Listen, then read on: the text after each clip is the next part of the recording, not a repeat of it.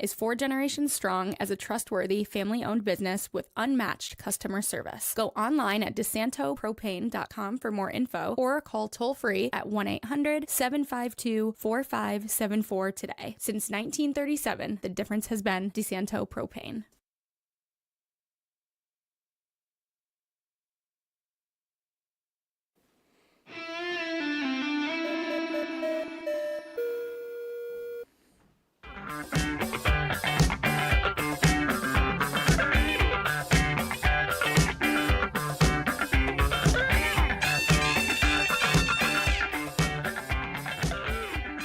Hello, everybody. Welcome in to the FL1 Sports Podcast here on FingerLakes1.com. It's the end of the year. A little year wrap-up show here with me, Paul Russo, Jim Senecropi, Kyle Evans. We got biggest headlines nationally, locally. We'll kind of discuss what we thought kind of carried the year. We got our picks for NFL Week 18, college football playoff, Syracuse basketball.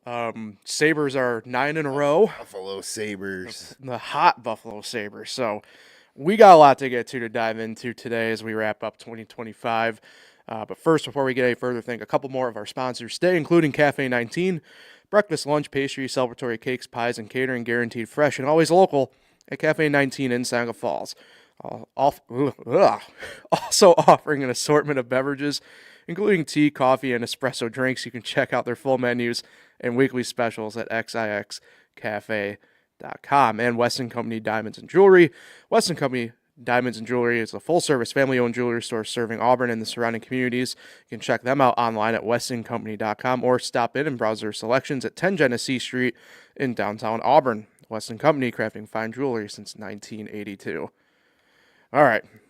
I had to stumble through that quickly because, after all, I've been talking a ton here the past couple days, Jim. And Last night was a great high school basketball game. We had early contender for game of the season. It was a perfect way to wrap up our calendar year of 2025 for live broadcasts. I guess we can do the couple minutes opening here on that quickly because Geneva comes with the victory, 67-65 over Lyons. This has been a rivalry series that's been kind of reignited over the past few years, and Lyons has had the upper hand for the most part, but last night Geneva able to get control back in that, and just what an awesome environment in Geneva. Really appreciate the help and hospitality they gave us and coming in and covering the game, and it's a couple teams, and I know it's going to be a couple teams we're going to be following anyway here the rest of the season, and really just I don't know a better way to really punctuate 2025 live coverage-wise than what we had last night. Yeah, it was fun to be back. For me, it was my first time back in the gym this new season, and it was a packed house. Lyons obviously travels well and really into the game, and the Geneva students were great and standing room only. They were overflowing into the entrance there in the Panthers Den in Geneva. And both teams played really hard, and I thought it was a pretty well-played basketball game for a December game, and it was everything you could ask for. Caden Larson was the story of the night, in my opinion. He's obviously made a huge jump from last year to this year, and he could play all 5 positions, and we talked to him after the game. We'll have that interview on the Upstate Hoops podcast on Monday. Yep. And man, it was great. I mean, and you were watching and listening from home. Yep. It's someone who's like, what did you think heading into that game? Did you have a favorite?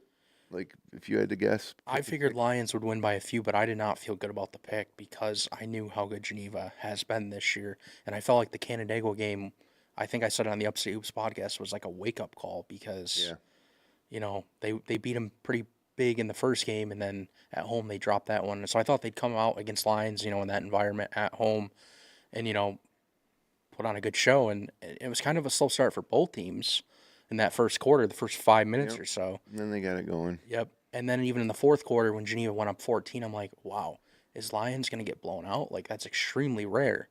And then, they came storming back and on total, the back of a sophomore, Butler. Yeah, 12 points all in the fourth quarter. And then in total, the two teams combined for 40 points in that fourth quarter. You don't usually see that in a high school game. No, it's 8 minutes. It's wild.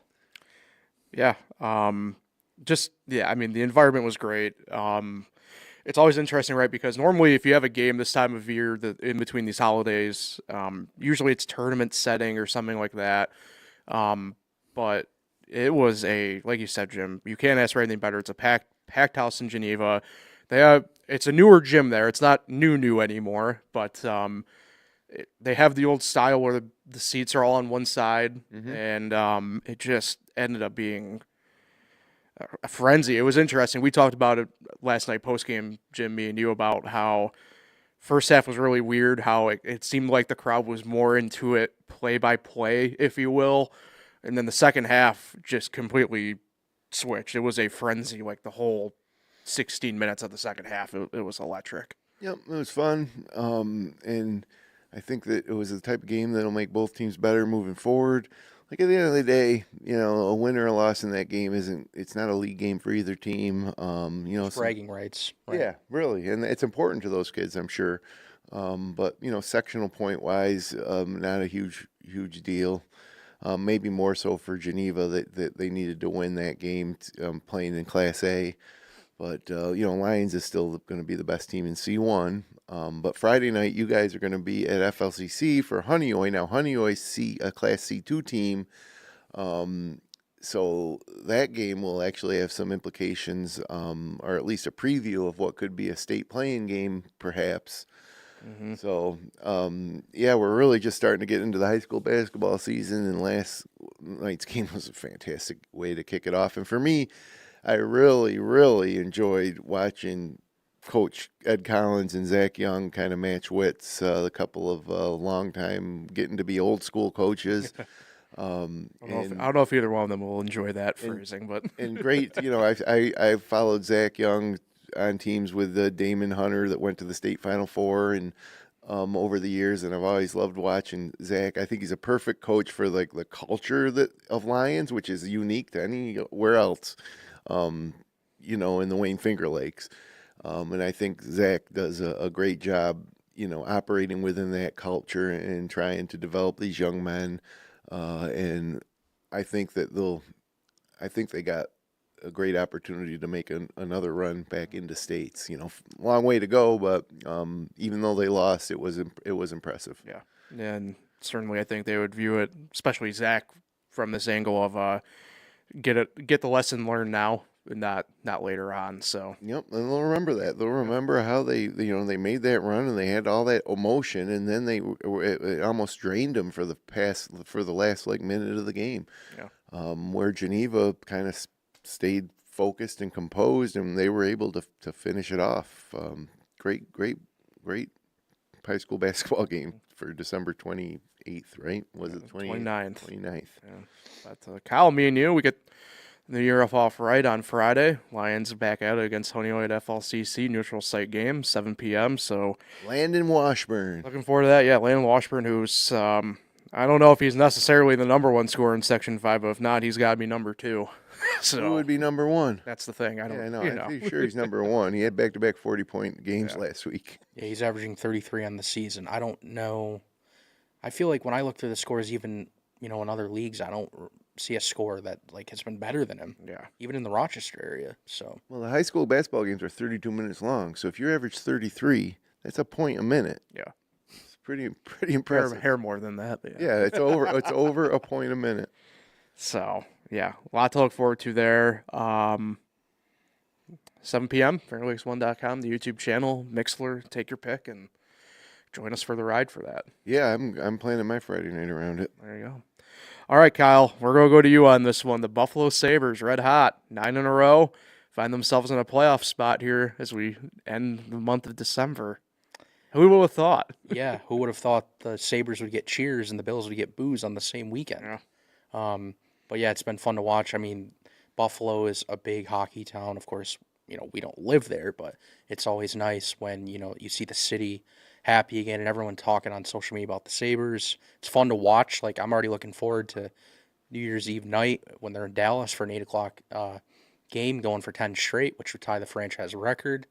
And it's the 9-game win streak is actually the longest since the Oilers won 16 in a row last year. And apparently I found out that the actual NHL record is 17 straight. and 92 by the They're Pittsburgh more than Penguins. halfway there now. Yeah. But yeah, So, it's been fun. we talked on this show maybe 2 or 3 weeks ago, and it was like, oh, another great year for the Sabres. Like they're just so awful. Like what changed? Like what precipitated this 9-game winning streak? That's the thing. I've been seeing a lot of people try to figure that out. But for me, I think it's just health. I think at the beginning of the year, they had a lot of their guys that were supposed to be in top 6 roles out of the lineup. And now they've been running the same lines for 9 straight games. Literally nothing has changed other than like minor things on the fourth line. And then the goaltending has been at the top of the league. That's the thing on any team. If your goaltending isn't there every night, you're not going to win the game. Mm-hmm. And that's the thing. They've been like above average. They have 2 goalies that are rotating that have been really good. And last night they're on the road. You would think, all right, is this the game that they're going to fall apart? They're down 2-1 in the first period, and then for the rest of the game they outshoot them 26-9, and outscore them 3-0. So they just turn it up a notch, and that's why this team feels different. A lot of other games and times throughout the last playoff drought, they'd quit. They'd go down 2-1 and it'd be 4-1 in the second period. So, hopefully they can continue this. But then again, I remember 2018 when they won 10 in a row in November and had the best record in the league and still somehow missed the playoffs. So. Yeah, so knock on wood, I guess. I mean, for me, I'm not a big hockey fan. I don't watch a lot of regular season hockey, but I will watch any playoff game, like, when I'm sitting home in the spring, and love to watch playoff hockey. And to actually be able to watch maybe this year with a rooting interest other than play some bets, to root for the Sabres, that could be exciting. But I don't want to get ahead of myself here, but congratulations, Kyle. You've really stuck with this franchise through thick and thin, mostly thin. And it seems like there's something brewing this year.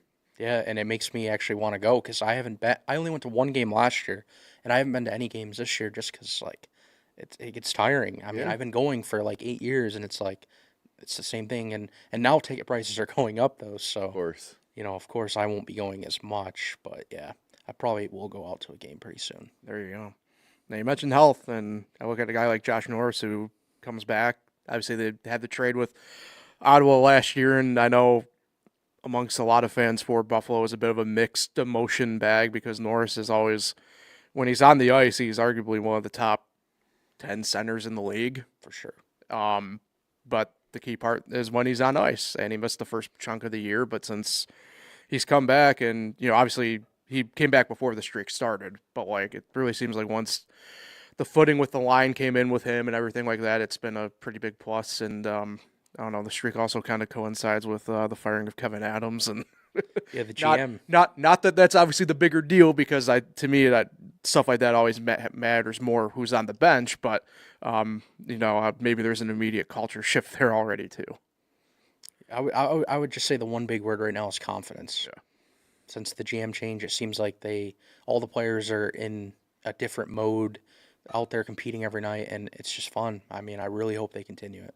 Mm-hmm. But there's 44 games to go, Yeah. so that's the scary part. Yeah. Win them all. Survive and advance. Right, you know what? It kind of reminds me of, and it's well documented in the movie Moneyball, but the Oakland A's.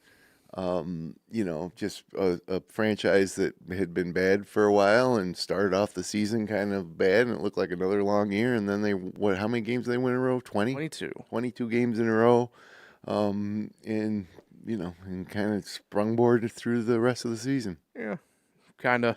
I mean, the A's were playoff team the year before too, and had the MVP and Cy Young on that team, but know.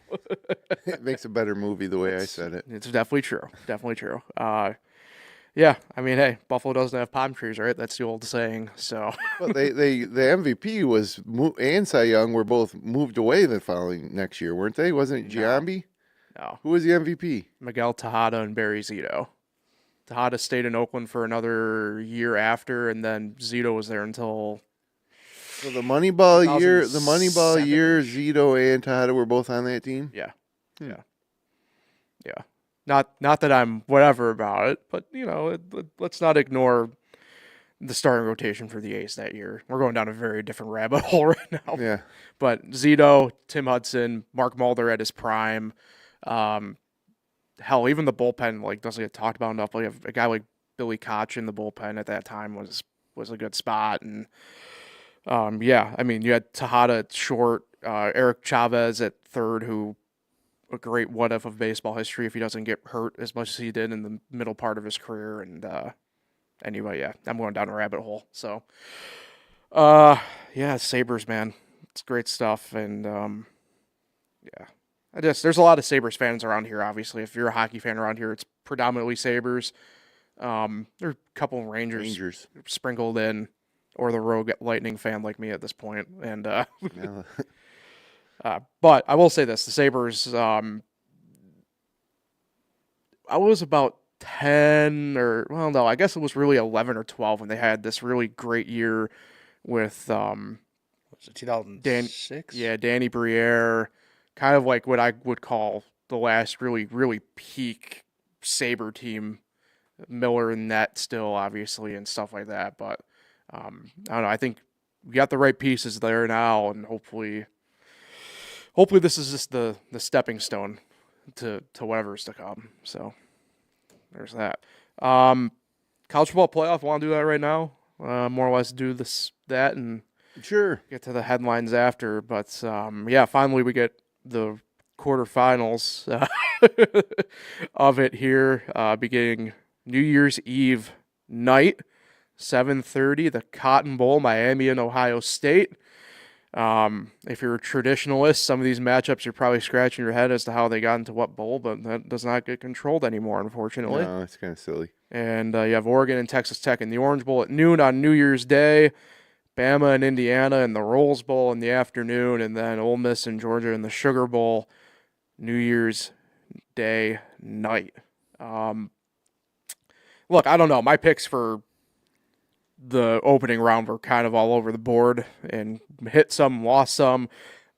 These are some good matchups, I think, overall, but I just don't know what to fully expect here. Tough spreads to pick. Yeah. Kind of looking at it right now, I would probably do something like Miami to cover, but Ohio State outright. Probably, I don't know. I picked Oregon at the beginning of the year, so I have to stick with them. Until, Oregon plus 700 right now to win it all. Yeah. I think that's the best value on the board. Oh, you're moving to, well, yeah, Oklahoma's not around anymore. Yeah, that bet ended pretty quick, but I think that Oregon's probably the best value on the board at plus 700. I like a minus 2.5 at Texas Tech. Yeah. The Indiana minus 7.5. That's tough. That's tough. Like I like Indiana to win, but man, you're gonna give more than a touchdown away to Alabama. But it is in Indiana, But can you see a Indiana like blowout? I could. I don't know. Signetti, former Bama staffer. Oh. I like a better chance, I think, for Georgia to cover the 6.5 against Ole Miss. Yeah, I agree with that. Yeah. So I don't know, man. These are tough games to pick. I think that the odds makers did a nice job of setting these lines. Yeah. Yeah, I think, and it's tough. I know my brother, for example, is a Miami fan. We got some Miami fans up this way. I know a lot of the stuff around that game is like, we're going to get revenge for 2002. I'm like, Do you think any of those kids give a shit about 2002? Well, it's, like I said, it's a lot of the people who were around at the time who view it from that prism. I'm like, probably not the year to be doing the revenge thing for something that happened 23 years ago. Or before a lot of the kids on the roster were born. Yeah. So, I think Ohio State, I don't know. It's tough. I feel like you have to probably take Miami with the points, but Ohio State outright in that if you're going to do it. But I'm not going to touch that game. Yeah. If I had to, I would probably go with Ohio State. Yeah. At home. Better conference. Well, home. Oh, yeah. That's true. Yeah, it's a second round, not the first round. Yeah. But the way that Miami's defense looked.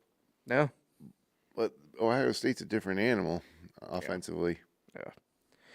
Yeah, I don't know if we're doing the outright stuff here. I don't have any of these games as one of my picks for whatever for the weekend. So, but I'm gonna do Ohio State we'll go Oregon. Like I said, I picked them at the beginning of the year, so until the wheels come off, I'm just going to ride with them no matter what, even though I love that Texas Tech defense. But got to trust with what I went initially. I'm going to go Indiana, and then I'm going to go Georgia. So I guess, well, outside of that Oregon-Texas Tech game, I'm going all with the chalk seed line anyway. I think what's the most important thing from this weekend is that the games are competitive and exciting.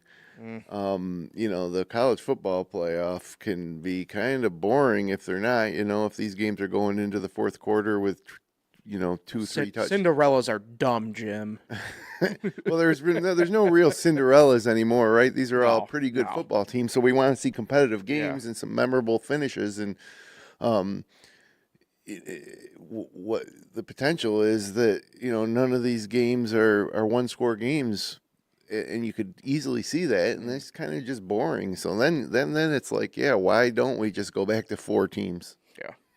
So I think it's important for the college football playoffs themselves that these produce exciting games this weekend. Yeah, and I think I don't know. There is the element of traditionalism in me, but I do like how at least these 4 of the New Year's 6 bowl games actually fall on New Year's Eve or New Year's Day this year. So, I don't know. Then there's these other bowl games that are just awful. Well, let's not, hold on. Nope, they're awful. Let's not disrespect the Pop-Tart Bowl.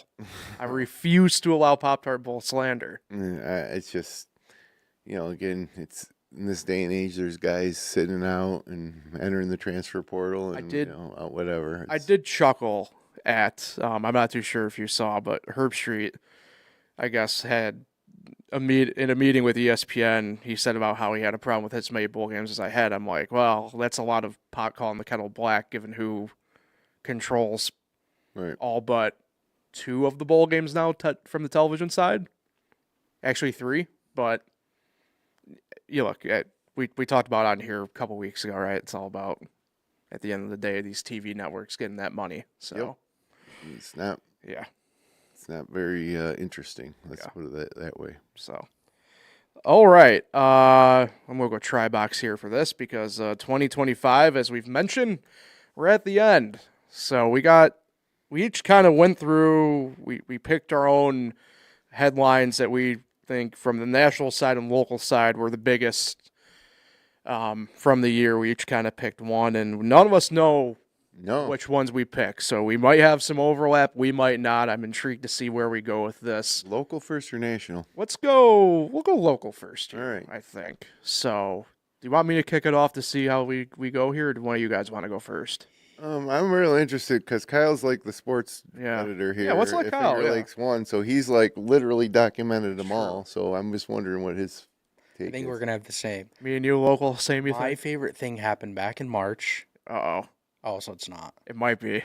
I really enjoyed watching the Honeyway boys make that state final run. Yeah. They fell in the state final, but it was their first ever state final appearance, and they were like one of the only teams local that even made that deep of a run. Like, I can't remember, was there another boys team? Wayne made the Final Four. Okay, But they lost in the Final Four. But Honeyway was just more memorable because of their school size, who was leading them. At the time, it was a sophomore, Landon Washburn, not a junior like he is this year. So for me, that was just fun following and watching all the games, and that was my favorite. Yeah, when you get smaller communities that make that state run, it is special because a lot of times it's like a once in a century or once in a in a 25 years, and it's something that gets remembered for a long time in those communities. So in the case of Honeyway this year, though, now, they could get back and maybe win it. But also very exciting, and that is we talked about Lyons being good and them both being in C. Like we could see that potential Honeyway Lyons matchup, in the state playing game, and that would be really fun to see. But that's a good one for sure. And I'll add one quick note: the fact that Honeyway lost their season opener to South Seneca, and then won last year. Yep. And then won 24 straight, and then they finished 24-2 because they lost in the state final. If they bookended their season with losses. Yep. That South Seneca, how could that be? I know, stunning. South Seneca did make the sectional final against Honeyway, though, back in March. So Yeah. that was a good Falcon team last year. Yeah, I just not state Final Four No. good like Honeyway No, was. no. But anyways, yeah, real good. Finger Lakes West too. Like Yeah. when do we ever like it's the forgotten division of the Wayne Finger Lakes sometimes, but Honeyway's holding the banner. Great story, and I don't think it's over. No. No, I agree with you there. right now. All right, you want to go next, Jim, or you want me to? Yeah, I'll go next because mine is like it's actually a negative. But when I look back at the year in like local sports, not going high school, but when Syracuse football entered this season after the success they had last season, and then beat Clemson, and it was like, all right, like let's win the ACC. There's a path to get in the college football playoffs. Fran Brown is the greatest, and then it just to end so abruptly with the Agnelli injury and how horrible the rest of the season was. I mean, the story for me is like the Syracuse football program that we had so much hope for just nosedived back into oblivion and really being a total embarrassment. And it's not a positive story of the year, but to me, when I look back at the year, that was it for me. I just remember I'm an alumni.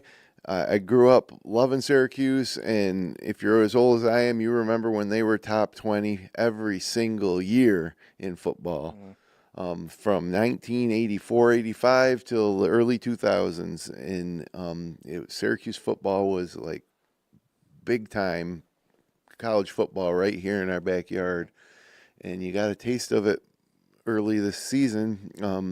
And when they beat Clemson on the road, it was like, let's go. Like they lost their opener to Tennessee, but they were competitive.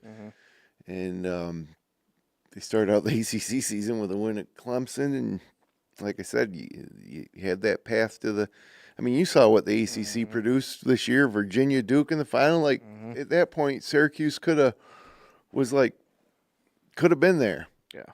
But it couldn't have been like, it couldn't have been worse. Like nothing could have happened that would have made it worse than it was from that point till the end of the season. Whether it was a 70-point loss to Notre Dame, all of it just so depressing. So it's not a happy, story of the year. It's actually pretty freaking sad. Right. What about next year though? Yeah. Hopefully. Who knows? Yeah.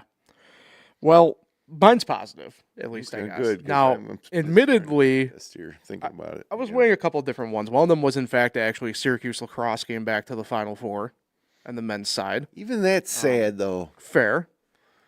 I was weighing that. I think view things a little bit differently. Syracuse, the AAA team in Syracuse for baseball ended up having a really good year. Their manager got a minor league coach of the year award and everything, but I went super local in essence here. Hobart hockey three-peat, national championships. Yeah, at it the kind of Division flies III under level. the radar. We had Coach Mark Taylor in studio following that. Chairman Bonner interviewed him. I think it kind of flew, like you said, a little bit under the radar for the year overall still even, and I don't know. You look right now, four-peat's certainly on the table, I would say, for the Statesmen. So. The Hobart hockey program is what the Hobart lacrosse program used to be when Yeah. they were Division III, and they dominated with national championships. So, that's a good one. So I'm going to go Hobart hockey three-peat as my local headline of the year. Yeah, and I think it's harder in the sport of hockey than lacrosse to dominate the way they've dominated. Yeah, no, for sure. Especially at that level. I mean, grinds you. Yeah, probably one of the most I don't want to say underreported, but like underappreciated maybe stories in local sports. Probably, yeah. And they're 11-0 right now. Yeah. They're on their break. They got 2 more wins than the Sabres in a row. But, yeah, I mean, hey, that four-peat right now looks like might be on schedule. So who knows? All right, national headline. Well, you said that Syracuse lacrosse thing. They're great. They got to the Final Four. Like, we went to the Final Four for like 50 years in a row. That's true. Like, it wasn't even, That's actually true. and now it's like, oh, wow, we got back to the Final Four. Like, what's going on? Like, Yeah. football, basketball, lacrosse Mm-hmm. at Syracuse. I know we got challenges as a private university in upstate New York, but like the lacrosse, it shouldn't affect lacrosse. Like, we were the UCLA or Ohio State of lacrosse, right? Yeah. And or whatever you want to say, and it's that to me is just like the final nail in the coffin of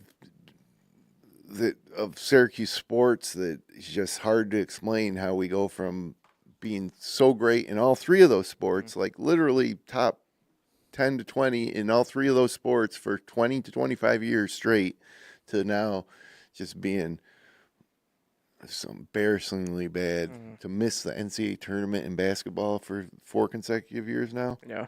And then, to not go to the Final Four in lacrosse as long as they have. And then, of course, we talked about football. So, I don't know. Me personally, the move to the ACC was the first, put our first foot in the grave. And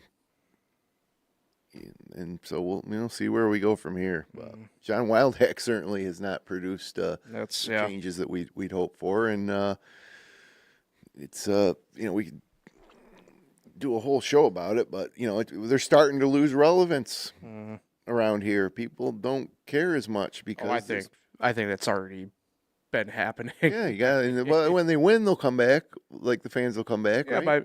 we talked about it. What, 2 weeks ago was it? Right? Maybe. But the one, St. Joe's only had like 8,000 people. Yeah. At the Dome. Like. Yeah, might want to move back to Manly. Yeah. So, all right, national headlines here. Mine's a negative, so I don't know if I want me to go off. Yeah, go ahead. Right. We're feeling negative. I kind of can't believe it's kind of been forgotten about, as I'm calling it, because it's still recent-ish. But the NBA gambling stuff, to me, because it's going to be multi-layered, I think, as we go forward with this.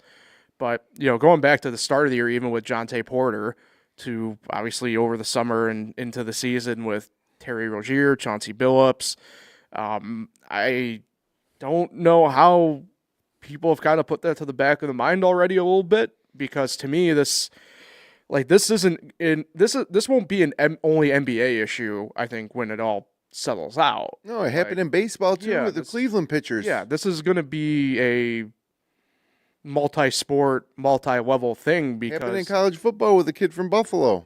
Yeah, and you already have, well, not even state. I know federally they're exploring how to more or less probably adjust the player prop industry. So on the betting side of things. So I can't believe it's kind of been not talked about recently, even though it's happened. You know why it hasn't? Is because all the stakeholders don't want to talk about it. Also true. Yeah. the sports books don't want to talk about it, obviously, and neither does like ESPN or the networks that are covering these sports. They don't want to talk about it. Right. Yeah. But that's my national headline of the year, because just how big it is, how multi-level it is. And stay tuned. Yeah. And we're gonna be dealing with this well into 2026. All right. Kyle, Jim, either one of you. I'll go. All right. I think for me, it's going to be the World Series. Oh. Because it went 7 games. We had an 18-inning game in game 3. Game 7, it went 11 innings. Yeah. We had a 3-homer, 10-strikeout performance from Shohei Ohtani. Unbelievable. The ratings were off the charts. I was seeing people that were watching baseball that have never even turned on a baseball game before because of how great this World Series was. So for me, that was probably the best headline in professional sports. Yeah, I gotta agree with that. That's a good call. I mean, that was something I think baseball needed. It's become too much of a regionalized niche sport almost, and that World Series.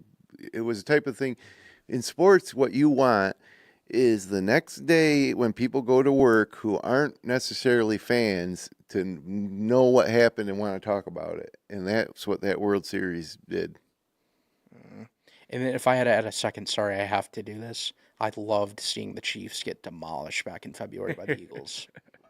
That was just fun to see. That was, and look, it did portend the end of the dynasty. Like Yeah. the Chiefs are not going to be in the playoffs this year, Yep. and it was shocking because you were like Andy Reid, Andy Reid and Patrick Mahomes. They've been here before, and the last thing you'd ever think would be getting curb stomped like they did in that Super Bowl.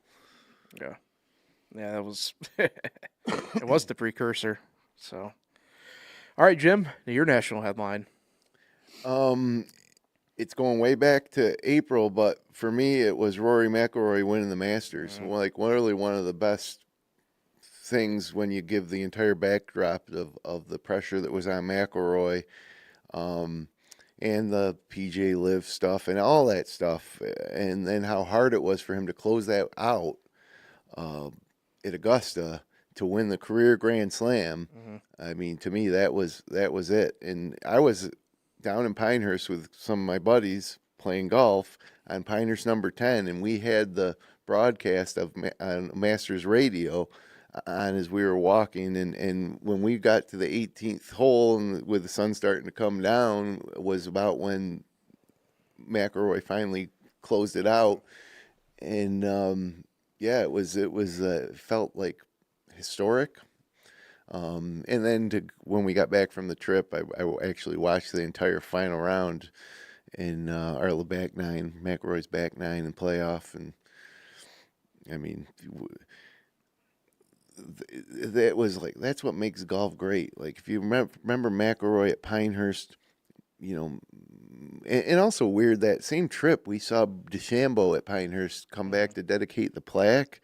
And it was a place where McIlroy really had it won. Yeah. Not that he needed the U.S. Open for the Grand Slam, but he hadn't won a major in a while. One of the best players, if not the best player in the world, and he missed like two short putts. And anybody that plays golf can relate. Like I don't care if you're Rory McIlroy or you're playing in your Thursday night men's league. Boy, can I. And you got that 2-foot putt to win your match or whatever it is, how hard it is to get. And so it's I don't know if fun's the right word, but it's definitely intriguing to think about how the best player in the world has trouble knocking that ball in the hole from 2 feet.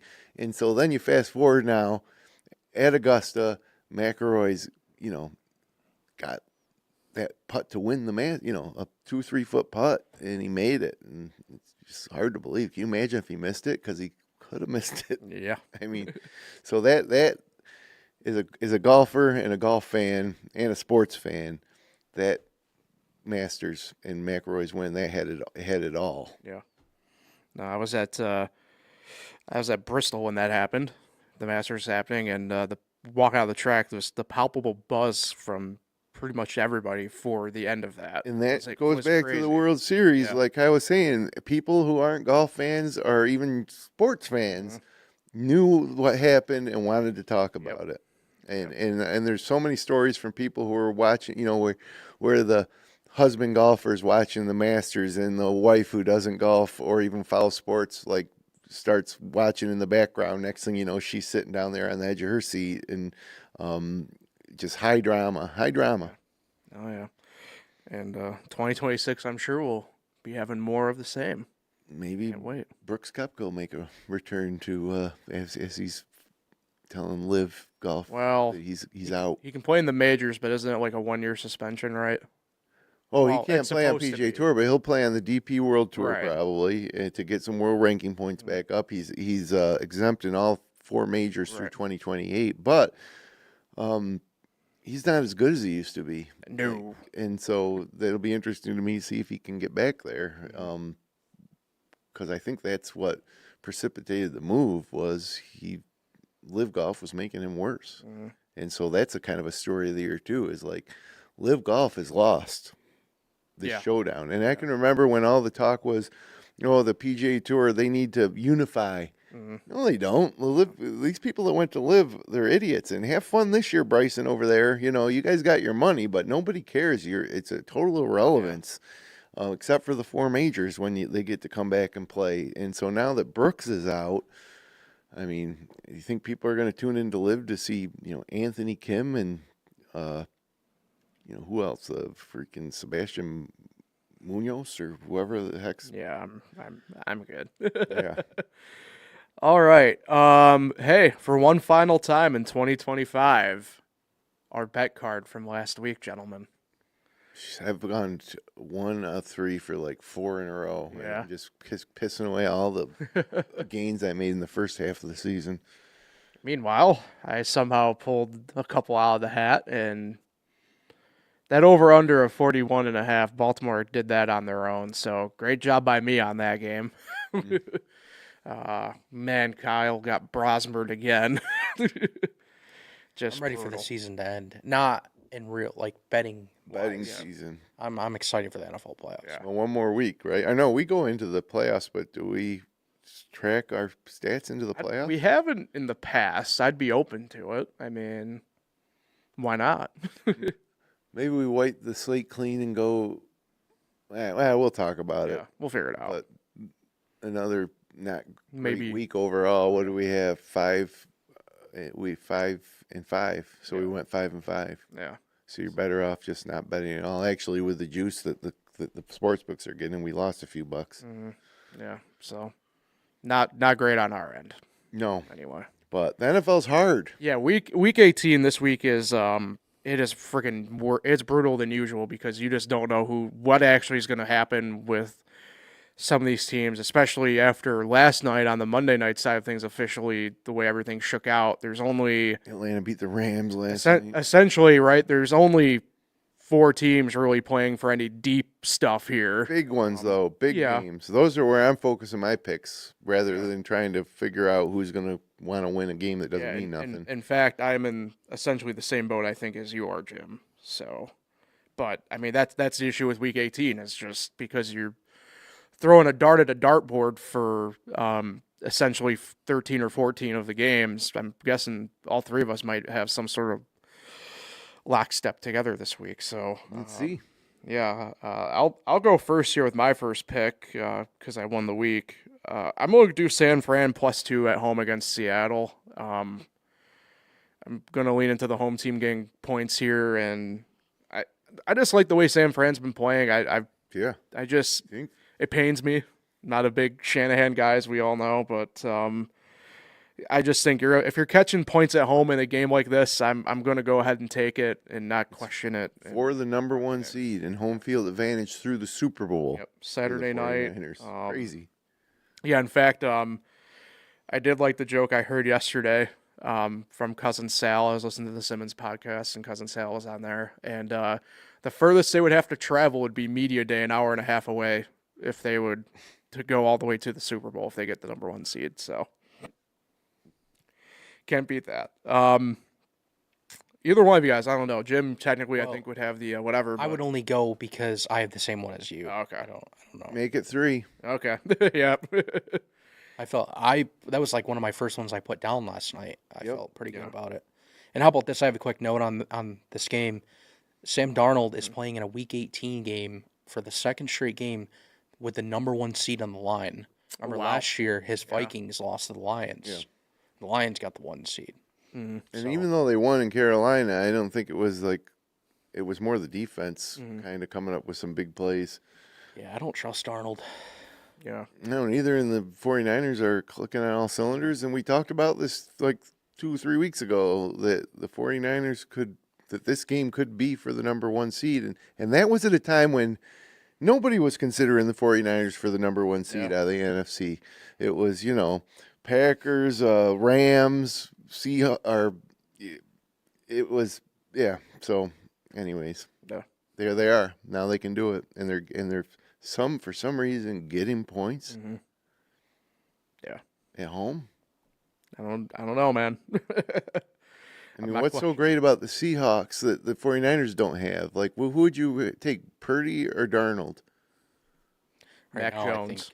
Right now, I think Purdy, no doubt. Yeah, and so leading in every category for like 5 weeks now. Christian McCaffrey or Kenneth Walker? McCaffrey by far. Yeah. Not even close. Now, Jackson Smith-Njigba. JSN. Right. But then you'll take George Kittle, though. If hopefully he's healthy, right? And then you take Kittle over Barner. Yeah. And, I think you take this 49ers receiving core as a whole, maybe, at least to maybe be on par with the Seattle.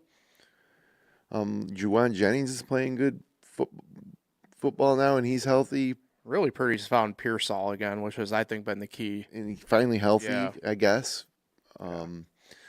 So, and then, defensively, I think they just think Seattle's defense is the reason why they're, I guess, underdogs, why the 49ers are underdogs. it must be.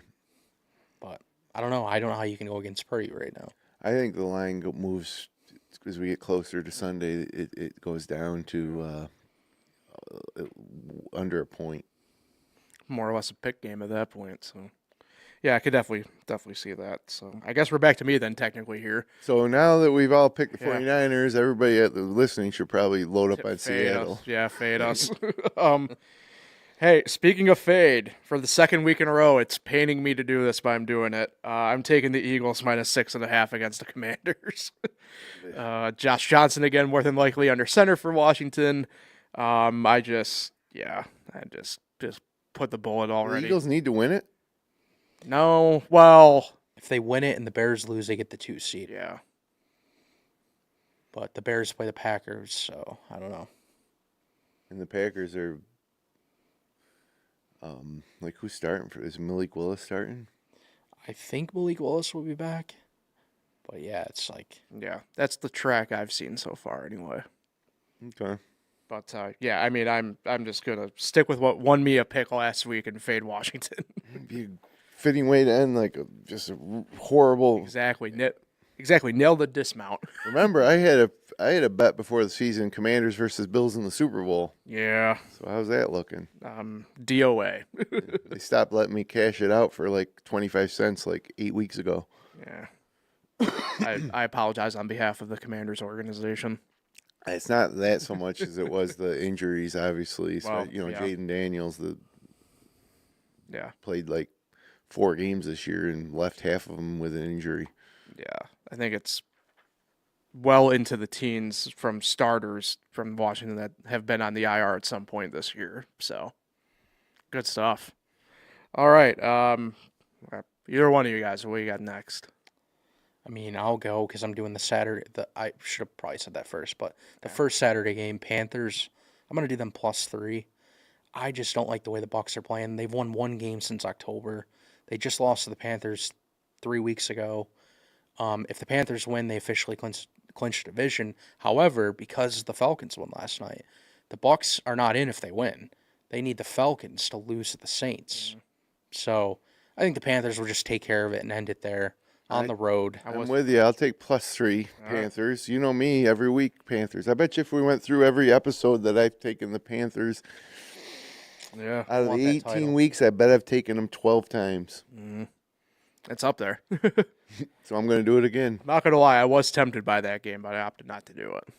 And you would have thought the Bucs would finally turn the corner the last few games and know that, they still have a shot despite a losing record, and yet they just keep losing. One Yeah. win. I mean, last week did it for me. They're not the same team they were earlier in the season. And then Bucky Irving got injured and everything changed. Now Irving's back, but they're still.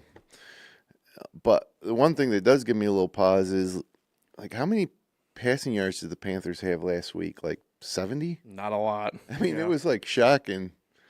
But Well, not as bad as what was it, net 3 or whatever it was a few weeks ago. So I don't know. I'm rolling with the Panthers. Panthers appear as to they be have all year. an every other week type deal. So I think you guys are on the right side of it. And the idea that they'd get 3 points too. I mean, I don't know. Is Tampa's a favorite now, Yeah. and I don't think that Falcons are going to lose to the Saints. I don't Give the know. ball to Bijan, Well, that's true. But and the defense looked good last night. I mean, they just beat the Rams. it's true. The NFL's crazy this year. How about the fact that Atlanta has made Josh Allen, Drake May, and Matthew Stafford all look I was just going Not to say good. that. I was just going to say that. Play the opponent. But now they'll make Tyler Schleho. What's his name? What's his name? Yeah. Yeah, they'll make him. The Saints will He'll probably win this game. Yeah, and he'll have 400 yards passing and look like a Hall of Famer. Atlanta's just, man, Yeah. you don't know what you're getting from them on a week-to-week basis. Yeah. But also just getting the fact to have Kirk Cousins back, I mean, he's a more than serviceable starter. 100%. Probably better off with him than Penix. Yeah. No, 100%. So, hey, going from the first game of the week to the last game of the week, I'm taking, speaking of teams that you don't know if you should trust, I'm going to take the Steelers plus 4.5 at home. I'm doing it. I do not care. Kind of the same reasoning I'm going with the 49ers in a sense here. I could definitely maybe see why the Ravens are favored, but if you're going to give me over a field goal points-wise with the home team in a game where that is the winner is going on to the playoffs, I'm going to run that risk and Is and go Lamar with it. Jackson even playing? Exactly. And if he doesn't play, will the Ravens re-sign him next year? Yeah. Well, he's there no matter what in the sense of contractual obligation, but I think they'd want, if he's not able to get out there and play in this game, I think that he's cooked with the Baltimore fan base. Yeah, look, I'm going to throw some caution to the wind. I'm taking the Steelers, getting those points, and maybe the Ravens will wise up and send Harbaugh packing too while they're at it. Well, I disagree. Oh, You gave the Ravens life. Derrick Henry's back. The Steelers are without DK again. They have no passing game. it's true. It's a rivalry game, too. The Ravens are going to come out firing. Doesn't matter if Lamar's playing. In fact, you can make an argument that Tyler Huntley might Snoop. be the better option right now because Lamar has been that bad. I don't know what you have for the best line. I have 3.5. I can get you a flat 3 for Baltimore. Okay, perfect. All right. I think the Steelers are going home. Lock fight. Should have never gave the Ravens life. Lock fight. I love it. Well, I'm going to guarantee a Steeler victory on the money line. I'll take the points for this bet, but Okay. I'm going to bet it on the money line. I love how we picked all the same teams. Steelers are, well, there's only 3 games that matter, right? It's true. Steelers are going to win this game, and I think that now is a good time to maybe put a Super Bowl bet on them, like before this that. game. Okay. Interesting. I don't know about all maybe Super Bowl, but interesting. The Steelers team, the time to bet them is when a Tomlin team is when the day is darkest. Yeah. And after last week losing to Cleveland, again, everybody's like off the bandwagon. True. I think they'll find a way to win this game. Who would have given Cleveland a chance to beat them last week? True. That's true. So this is the same type of thing. Everybody's kind of high on the Ravens, and the Steelers are at home getting points. I think they're going to win the game outright. The only other game for me that I was half tempted by, Bears? no, Cowboys minus 3.5 at the Giants. But I don't know. I would have taken the Giants. Oh, okay. I think Cowboys are a joke, and not that the Giants are any less of a joke, but it's a meaningless game, and the Giants are coming off that big win at the Raiders, and they got a young quarterback still trying to make his name for himself, and they seem to be doing pretty good now. With Tyrone Tracy healthy and Wandale Robinson and company, but I'm not betting it. No. Yeah, there's not. After that, it gets not bleak. I don't think bleak is the right word, but just because you have teams who are in the playoffs resting guys, you have the spreads are crazy. There's a lot of double-digit spreads this week, obviously. So it's just a horrible week. Week 18 in the NFL is just usually generally horrible, except for the games that matter, which is a handful, a smattering. Yeah. So hey, Then it'll be playoff time. yeah, we're locked in for the final time in 2025 with our picks, gentlemen. So good luck. We will be back to normal time next Thursday because no holidays. Yeah, I will I was be about to say, Jim, I traveling don't back. know. I don't know if I'll make it in. Yeah. Maybe if it was at 2:00, I might be able to get here. But Well, we would be back to 2 o'clock Yeah. technically. And then on Upstate Hoops podcast on Monday, you guys are going to have to. We'll carry the torch. Yeah, I'll get my power rankings in Yeah. before we leave on Sunday. But either way, we'll as a show, we'll be back next Thursday at 2 o'clock. Worst case scenario, Jim, we'll just get your picks and see what happens. So I want to talk Yeah. before we leave about the Syracuse basketball team. Yes, I forgot about that. So we're about to start the ACC play on Wednesday, and we talked before about what they got to do with the ACC to make the tournament. But this is Syracuse's schedule for the month of January and December 31st. So Clemson at home, then at Georgia Tech, at Pitt, at BC, Virginia Tech and Miami at home, then at NC State and Notre Dame at home. None of those teams are ranked. So are we going to go out and win? I mean, how many games is that? 2, 4, 6, 8 games in January, counting the one Wednesday night. Are we going to win 7 of those, or are we going to win 4 of those? Because if we win 4 of those, we're done. Yeah. It's the same crap. It's the same old freaking crap. So we got to go out and beat these teams, starting with Clemson, and then going on the road against average Georgia Tech, Pitt, and BC teams, a bad BC team, a below-average Pitt team, then home again for Virginia Tech and Miami. I mean, come on. Yeah. Like, is this team has more talent, right? This team is good enough. They got to run off these wins. I mean, I could see us losing at NC State's probably the toughest game, but Notre Dame at home, we better win that one too. I mean, I'm not going to lie to you. The game that I don't think many people are talking about that frightens me the most is probably home against Virginia Tech. Hokies are playing some good ball right now. In the sense, I don't know. The part that sucks, and it's just the way that they handled business for the most part here in December, is Freeman's back Wednesday night? Yeah. Is he? They're saying, yeah.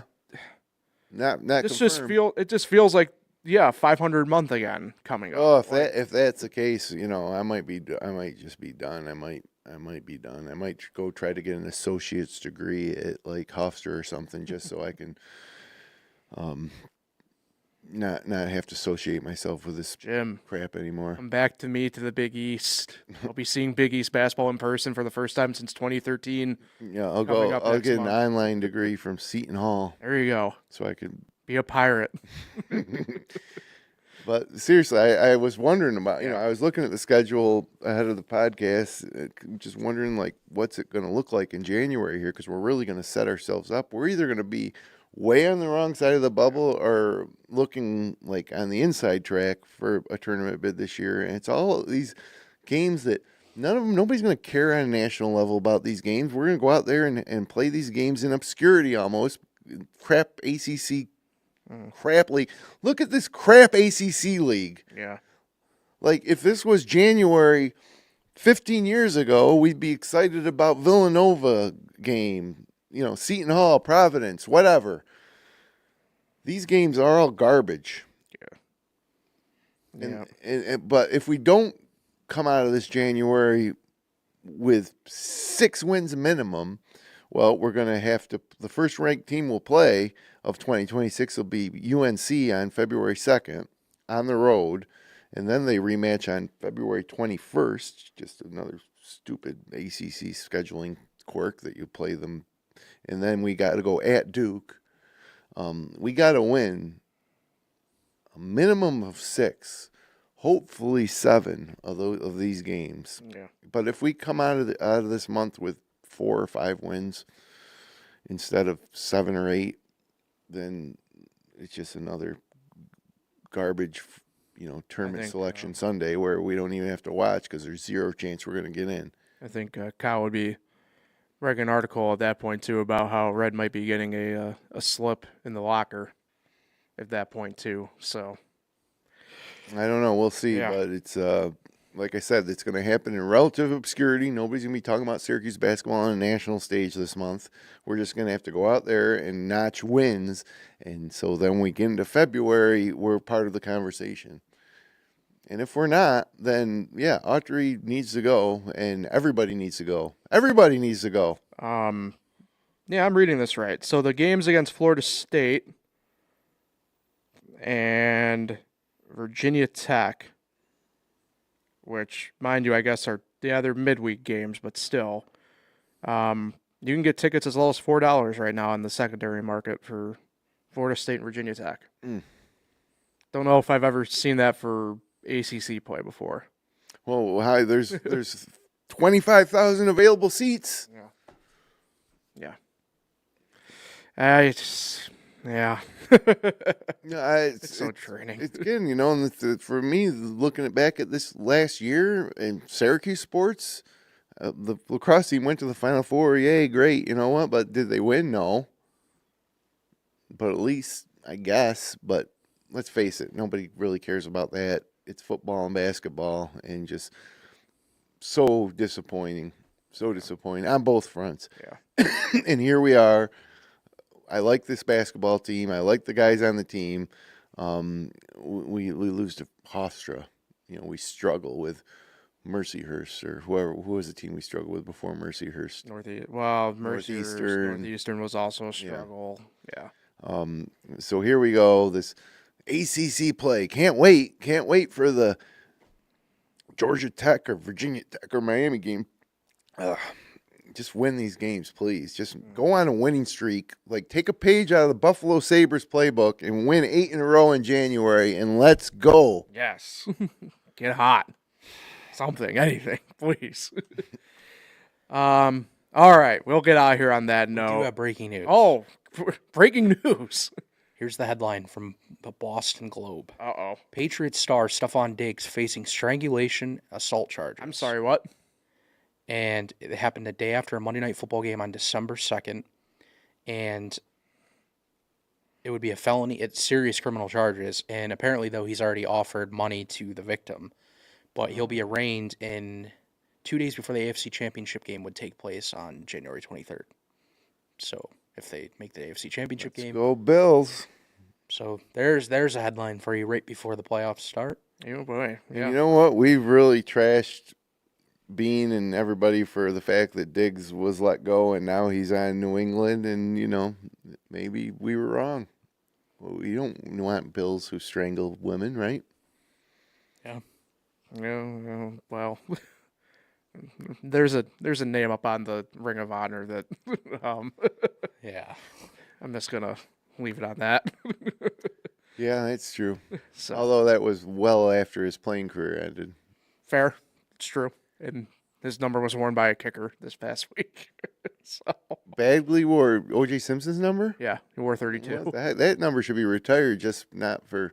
I don't know if the Bills technically do retired numbers, right? Or Well, just for the They fact just go on the that wall. yeah, it's O.J. Anyways, wow, Stephon Diggs. And NBA news, because I know you care a lot about I saw what you were about to say. Nikola Jokic Yeah. out 4 weeks. My poor Prince And the Heat, because of that injury last night, the Heat that blew him out. smoked him. But, yeah. That could work out in Denver's favor long term. It's like, you want to talk about load management? How about taking 4 weeks off in January? I guess hyperextended knee. What does it matter? Like, that's why the NBA regular season is so stupid. My fantasy basketball team matters, Jim, deeply for this. Now I have to trust Jonas Valanciunas. So, all right, we'll get out of here on that. Happy New Year, guys! Happy New Year to everybody else. We'll be back, like I said, next Thursday, January 8th? 9th? 8th. 8th. Yes, 8th. Back at 2 p.m. our usual time and day as we navigated the holidays. So good luck to your picks, everybody. You can find the FL1 Sports Podcast here on fingerlakes1.com, the FL1 YouTube channel, and all major podcasting platforms. Do not miss Honey Ory Lions Friday night from FLCC on FL1. Do not. We are going to have a ball with that game. So tune in for that. Tune in for everything else. Enjoy. Have a great New Year, everybody. We'll see everybody next year.